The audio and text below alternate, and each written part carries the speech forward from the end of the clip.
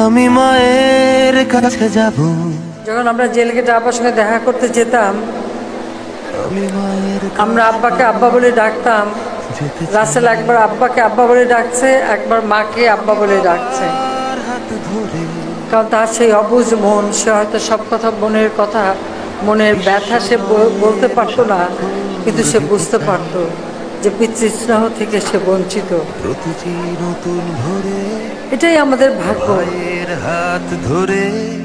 ৭৫ 15ই August ঘাতকের নির্মম bullet মা, বাবা, ভাই, কামাল জামালের নবপরিণীত বধূ সুলতানা এবং রোজি সকলকে একসাথে হত্যা করে। সব থেকে কষ্টের হলো যে সব শেষে রাসেলকে নিয়ে ওই বাবার লাশের পাশ থেকে তাকে তুলে নিয়ে যে নির্মমভাবে হত্যা করে। এই শিশুটির কি অপরাধ ছিল? তাকে কেন এভাবে হত্যা করা হয়? আমি মায়ের কাছে যাব,